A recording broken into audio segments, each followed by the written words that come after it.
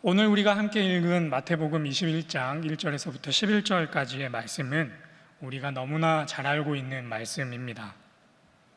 본문은 지난 3년간 공생의 사역을 하셨던 예수님께서 이제 그 사역을 마무리하시면서 마지막으로 예루살렘으로 들어가는 그 길에서 일어났던 일을 기록을 하고 있는데요. 그래서 오늘 본문의 주인공을 한 사람 꼽으라고 한다면 예수님을 꼽을 수 있겠습니다. 그런데 저는 오늘 주인공인 예수님을 잠시 뒤로 하고 본문에 있어서 조연급, 어쩌면 카메오 역할을 감당하고 있는 한 어린 나귀를 주인공의 자리에 잠시 세워보고자 합니다. 먼저 우리 함께 본문 21장 1절에서 3절의 말씀을 한 목소리로 읽겠습니다. 시작. 그들이 예루살렘에 가까이 가서 감난산 벳바게에 이르렀을 때에 예수께서 두 제자 보내시며 이르시되 너희는 맞은편 마을로 가라. 그리하면 곧 매인 나귀와 나귀 새끼가 함께 있는 것을 보리니 풀어 내게로 끌고 오라. 만일 누가 무슨 말을 하거든 주가 쓰시겠다 하라. 그리하면 즉시 보내리라 하시니. 아멘. 3년간의 공생의 사역을 마치시고 예수께서는 그 사역의 마지막 종착지인 예루살렘으로 발걸음을 옮기십니다.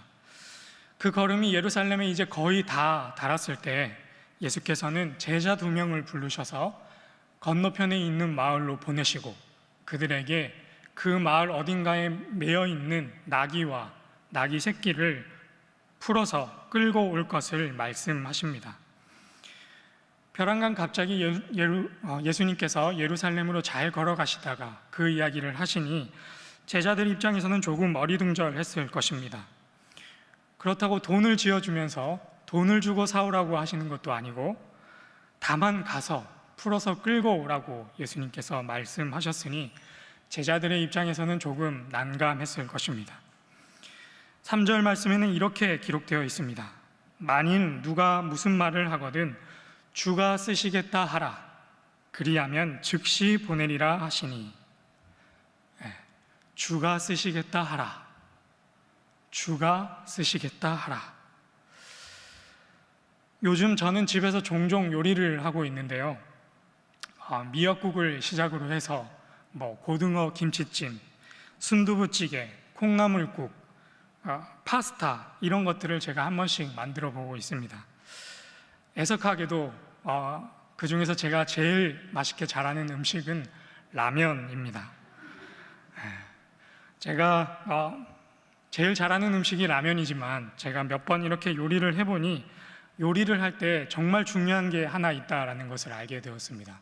그것은 좋은 재료가 좋은 요리를 만든다라고 하는 사실입니다. 세상에서는 이런 말을 하죠. 장인은 도구를 가리지 않는다라고 이야기를 하는데 제가 보기에는 초보 요리사인 제가 보기에는 요리에 있어서는 좋은 재료가 거의 요리의 대부분을 차지한다 하는 생각이 들었습니다. 오늘 예수님께서는 무엇을 쓰시겠다라고 말씀하셨을까요? 네, 바로 나귀입니다. 그것도 장성한 분량에 이른 나귀가 아니라 이제 막 자라나고 있는 어린 나귀입니다. 최고의 요리는 최고의 재료로부터 시작하는데 예수님께서는 왕의 대관식과도 같은 예루살렘 입성을 앞두고 선택하신 것이 어린 나귀입니다. 왕들이 타는 매끈한 흰색 말도 아니고 하루에 1000리를 달린다는 적토마와 같은 그런 건장한 말도 아니고 고작 짐 나르는 데 쓰는 나귀, 그리고 장성한 분량에 이르지도 못한 어린 나귀를 쓰시겠다라고 예수님께서 말씀하신 것이죠. 여기서 여러분들에게 이런 질문을 한번 던져보고 싶습니다. 만약에 우리를 말에 비유한다고 한다면 우리는 어떤 말에 비교될 수 있을까? 우리는 하나님 앞에서 어떤 말일까 하는 질문입니다. 어떤 분들은 이렇게 생각하실 수도 있겠습니다. 나는 티 하나 없이 빼어난 흰색 말이야 하고 생각하시는 분, 또 어떤 분들은 전장을 휘어잡으며 누비는 아주 튼실한 적토마와 같은 말이다라고 생각하는 분들도 있겠고, 그게 아니라면 내가 그만큼은 되지는 않지만 그래도 적어도 어디 가서 꿀리지는 않을 정도의 준마 정도는 된다라고 생각하시는 분들도 있겠습니다. 아니면 어떤 분들 중에는 본문에 등장하는 보잘것없는, 그리고 게다가 다 크지도 못한 어린 나귀와 같다라고 생각하시는 분들도 있겠습니다. 만약 저에게 이런 질문을 던진다라고 하면 저는 이렇게 대답하겠습니다. 마음에는 준마로되 육신은 나귀로다, 이렇게 대답하겠습니다. 여러분들은 어떠십니까? 여러분들은 하나님 앞에서 내가 말이다 라고 한다면 어떤 말 정도로 자신을 생각해 보실 수 있겠습니까? 오늘 예수님께서는 그 흰색 말을 선택하지 않으시고, 그 건장한 적토마와 같은 말을 선택하지 않으시고, 그런 것들 다 제쳐놓고 아주 볼품없는 나귀, 왜소한 그 어린 나귀를 쓰시겠다라고 말씀하고 계십니다. 우리 함께 본문 8절과 9절의 말씀을 읽겠습니다. 8절과 9절의 말씀 시작. 그들의 겉옷을 길에 펴고 다른 이들은 나뭇가지를 베어 길에 펴고 앞에서 가고 뒤에서 따린 무리가 소리 높여 이르되 호산나 다윗의 자손이여 찬송하리로다. 주의 이름으로 오시는 이여 가장 높은 곳에서 호산나 하더라. 아멘. 오늘 설교 제목이 무엇인지 아시나요? 네, 맞습니다. 오늘 설교의 제목은 나귀를 바라보는 두 가지 시선입니다. 먼저 나귀를 바라보는 첫 번째 시선은 영광스러움입니다. 개천에서 용난다라는 말이 있죠. 아무도 귀하다 여기지 않던 나귀가 예수님께서 쓰시겠다라고 하는 그 한마디에 온 우주를 다스리는 왕을 모시는 말이 되었습니다. 그리고 그렇게 선택받은 그 나귀, 그 말은 그저 그 길을 지나갈 뿐인데, 오늘 본문에서 모든 사람들이 자신의 겉옷을 벗어서 그 길을 만들어주고 가지를 흔들면서 환호하고 찬양을 부르고 있습니다. 세상에 어떤 나귀가, 세상에 어떤 말이 이런 영광을 누릴 수 있겠습니까? 그래서 나귀를 바라보는 첫 번째 시선은 영광스러움이다 라고 할 수 있겠습니다.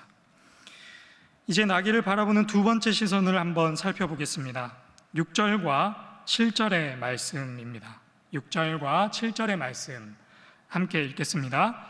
제자들이 가서 예수께서 명하신 대로 하여 나귀와 나귀 새끼를 끌고 와서 자기들의 겉옷을 그 위에 얹음에 예수께서 그 위에 타시니. 아멘. 예수님께서 예루살렘에 입성한, 나귀를 타고 입성하신 이야기는 방금 우리가 읽은 이 마태복음뿐만 아니라 마가복음, 누가복음, 요한복음에도 다 기록되어 있는 이야기입니다. 그런데 그 내용들을 자세히 비교를 해보면 유독 마태복음에만 기록되어 있는 내용이 하나가 있습니다. 다른 마가복음, 누가복음, 요한복음에는 등장하지 않지만 마태복음에만 특별하게 등장하고 있는 내용이 있습니다.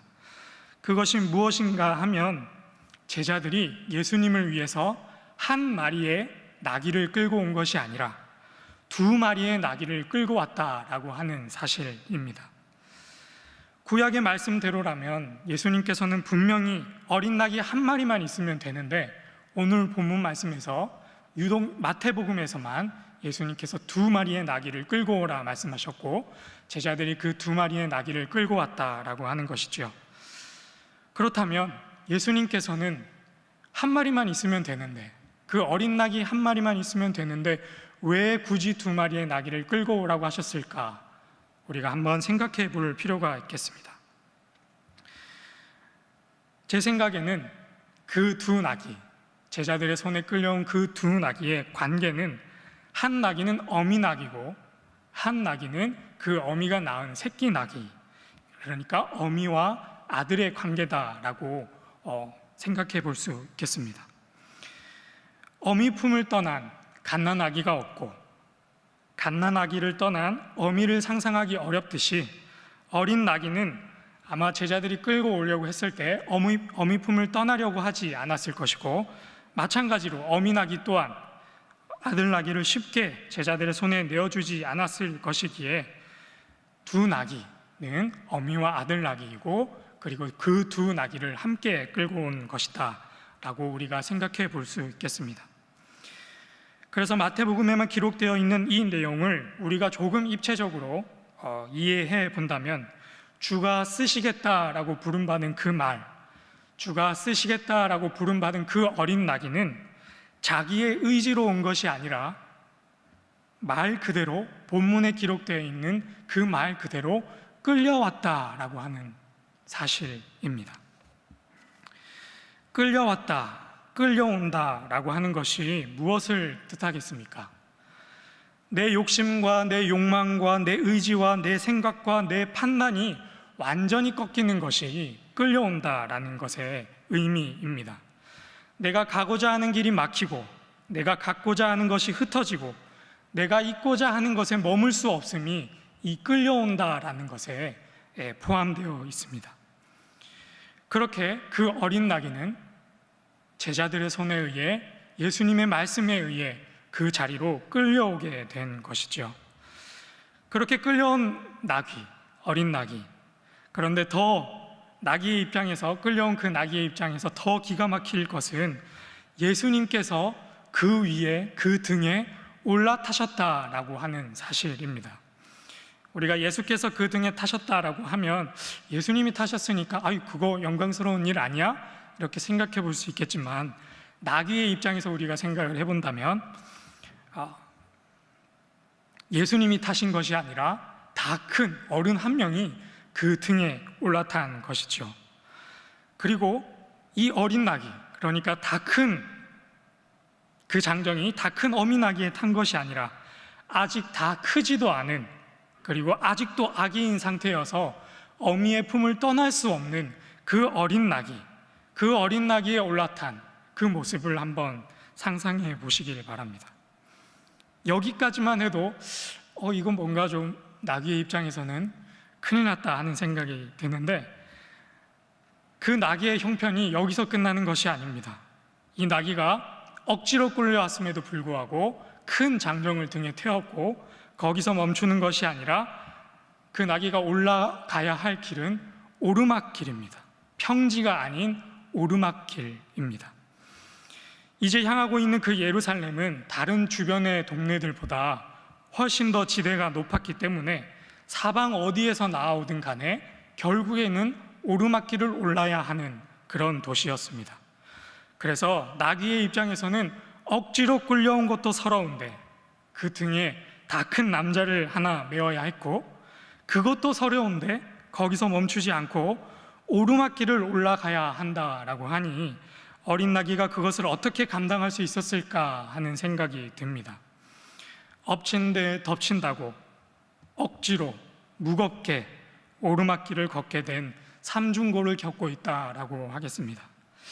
그래서 나귀를 바라보는 두 번째 시선은 첫 번째 시선과는 정반대로 영광스러움과는 거리가 먼 모습입니다.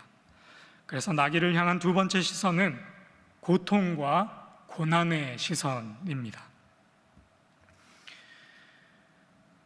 어느 날 갑자기 기둥에 매여 있는 어린 나귀를 찾아와서 매인 것을 푸시는 하나님, 그리고 그저 영광의 길로 같이 가자라고 말씀하시는 하나님, 그것이 내가 매여 있던 그 기둥에서 매인 것이 풀려났을 때는 좋았는데 저 영광의 길을 보여주시고 저기로 가자라고 하실 때는 좋았는데 주인에게 매여서 무겁게 오르막을 만나고 나니 그 걸어가는 그 길이 참 쉽지 않은 길이겠습니다. 그 옛날 이스라엘 백성들은 이 길을 걸어갈 때 이렇게 이야기를 했더랬습니다. 우리가 애굽 땅에 매여 있었으면 좋았을 것을, 우리가 바로에게 매여 있었으면 좋았을 것을, 우리가 애굽 땅에 살 때가 더 좋았는데 이제 우리가 애굽 땅으로 돌아가자. 그 옛날 이스라엘 백성들은 이렇게 고백했더랬습니다. 우리가 오늘 나귀에게 있었던 그 두 가지 모습을 살펴봤을 때 확실히 알 수 있는 것은 부르심의 결과는 영광이지만 그 부르심의 과정은 억지로 그리고 무겁게 그리고 오르막의 연속이라는 사실입니다. 이제 그 길을 선택한 그 나귀에게는 더 이상의 그런 다른 어떤 선택권도 없습니다. 사랑하는 신일교회 성도 여러분, 여러분은 오늘 무엇에 매여 있습니까? 돈에 매여 있다 생각하시나요? 아니면 내 집 마련에 매여 있다라고 생각하시나요? 아니면 여러분의 생사 여탈권을 쥐고 있는 직장 상사나 그 어떤 사람에게 매여 있다고 생각하시나요? 아니면 내 인생의 주인은 나야 라고 생각하고 내 인생은 자유롭다라고 생각을 하고 계신가요? 제가 앞에 열거한 그 모든 것들 정답이 아닙니다. 여러분의 인생은 예수님을 구주로 고백하겠다 하고 그 길을 나선 우리의 인생은 하나님께 매여 있다라는 사실을 믿음으로 고백할 수 있는 저와 여러분이 다 될 수 있기를 바랍니다.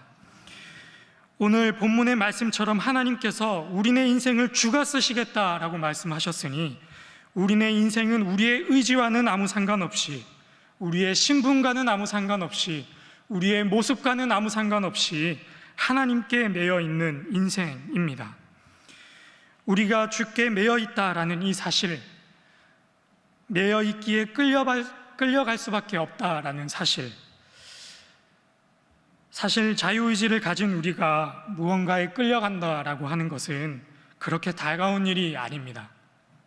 그것은 우리의 의지가 꺾이는 일이고, 우리의 본능을 거스르게 되는 일이고, 우리의 생각과 판단대로 되지 않는 아주 불쾌한 일이기 때문입니다. 하지만 이 끌려간다라는 것을 조금 다른 시각으로 우리가 살펴볼 수 있다면, 무언가에게 끌려간다라고 하는 이 말이야말로 우리에게 있는 가장 큰 은혜이자 가장 좋은 복음의 말씀이라고 할 수 있겠습니다. 저는 이것을 끌려감의 은혜다라고 표현해 보고 싶습니다. 왜냐하면 우리가 하나님께 매여 있으니 때때로 우리의 의지가 부서져도, 우리의 지혜가 빈털터리가 된다 할지라도, 우리의 자랑이 꺾인다 할지라도, 우리가 실수해도, 우리가 여전히 죄인이어도, 우리의 선택과 판단과 지혜가 틀렸어도 결국에는 우리를 메어서 끌고 가시는 그 하나님의 은혜로 말미암아, 그 하나님의 손길로 말미암아 우리가 약속받았던 그 영광의 자리에 오를 수 있기 때문입니다. 이제 설교를 마치겠습니다. 사랑하는 여러분, 우리는 주님께 매여 끌려가는 사람들입니다. 우리가 주께 매여 끌려가고 있다라고 하는 것은 고난과 실패와 좌절 속에 있는 누군가에게는 그 인생이 여전히 주님 손에 매여 붙들려 있다고 하는 뜻이니, 그 마음의 위로와 평강이 되는 복음의 말씀이요, 영광과 형통의 길을 걷고 있는 그 누군가에게는 내가 지금 누리고 있는 이 모든 것이 나의 것이 아니라, 나의 덕이 아니라, 나의 능력으로 된 것이 아니라 하나님으로부터 인한 것임을, 나는 여전히 주께 매인 낙이요 종이요 주인이 아니라는 경고와 겸비의 회개의 말씀이 되겠습니다. 이 말씀이 오늘 우리에게 주시는 복음의 말씀입니다. 오늘 이 밤에 우리가 하나님께 끌려감의 은혜를 구할 수 있는 우리 모두가 될 수 있기를 간절히 주님의 이름으로 축복합니다. 우리 이 시간에 찬양 한 곡을 함께 고백하고 기도하면 좋겠습니다. 오직 주의 사랑에 매여라고 하는 찬양의 가사인데요, 제가 설교를 준비하다가 가끔씩 설교가 잘 준비가 안 되면 아내랑 이렇게 이야기를 나눌 때가 있는데, 아내를 통해서 영감을 얻게 된, 그리고 저에게 주신 하나님의 말씀이자 제 믿음의 고백이 되어야 되겠다 하고 이 찬양을 준비를 했습니다. 우리 함께 이 찬양을 고백할 때에, 하나님, 내 인생의 주인은 내가 아닙니다.